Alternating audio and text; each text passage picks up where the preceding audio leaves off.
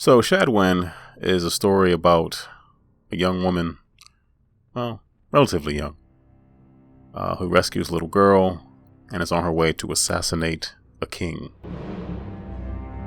What are you doing? Help! Guards! Save your breath. No one is coming to help you.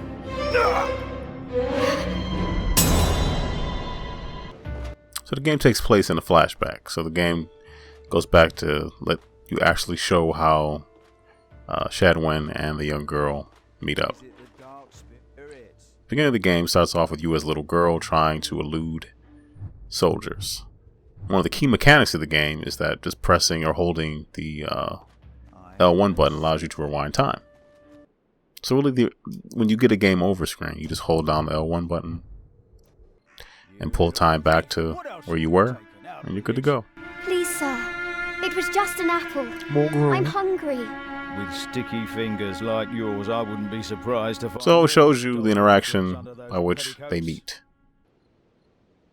So while that's happening, Shadwen is trying to kill the king. But along her way,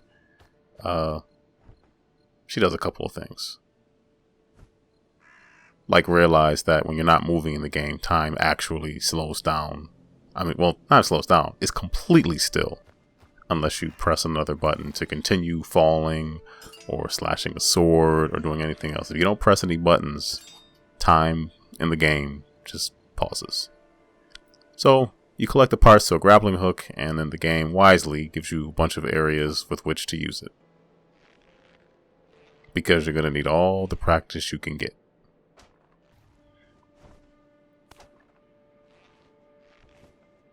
It gets easier with time. A lot of time.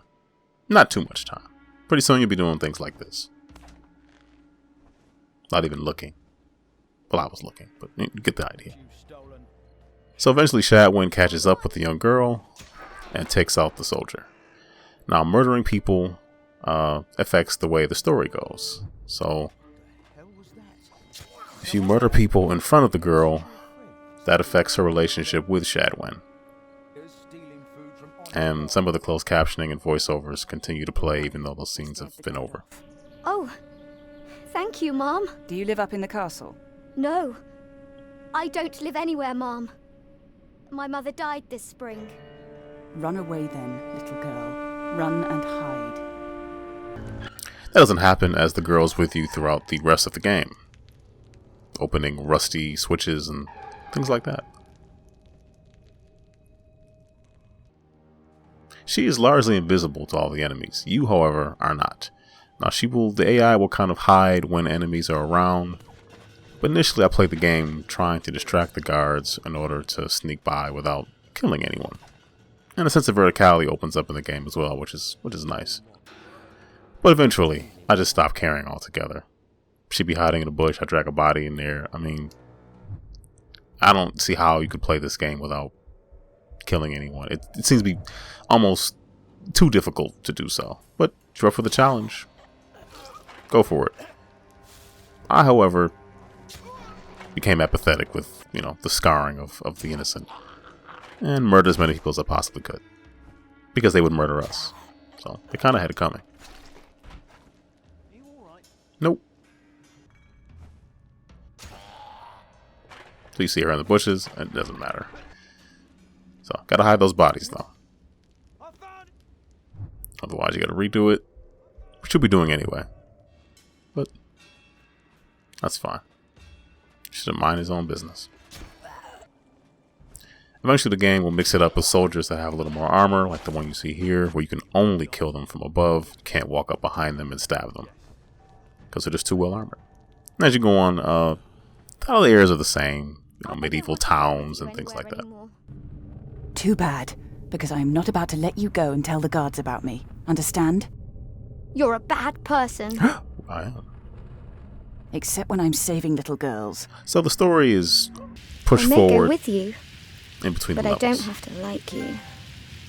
And I'm sure you'd love more of the company of those brave guards. They're bad, but you're evil. Strong words. How did you grow up with such exemplary morals? My mother taught me all about good and bad. Aren't you a little too old to believe in fairy tales? Yes, I am. So eventually, you will make your way down the hall to the king's throne. I have a decision to make.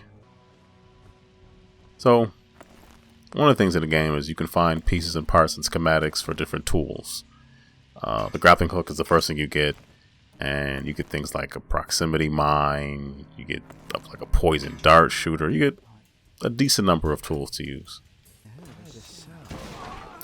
Unfortunately, while the stealth action is really good in Shadwen, I found the menu system kind of clunky for putting together a lot of the schematics. And then some of the tools just didn't seem all that useful. It took me longer to fiddle with the menus than just to stab people and hide their bodies in a bush.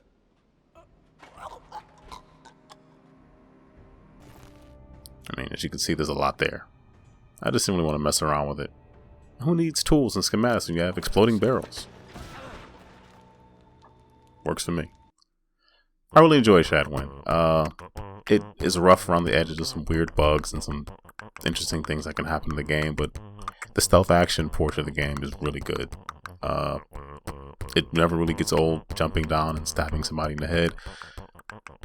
Yeah, it does get a little repetitive. You might do that like 1,000 times. So if you enjoy it, great. If not, I don't know. But if you like stealth action, I'd recommend it. A little rough around the edges, but it's not a AAA title, so I think that Frozenbyte did a really good job with it. I have no idea how large the team is, but I would really like to see a sequel, and I hope this is just a sign of more things to come from them in terms of stealth action. So, I don't know. Shadwen was pretty good to me.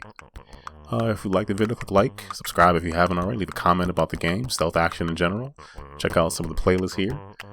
We have the Playing EP playlist for reviews and Let's Play playlist. That's about it.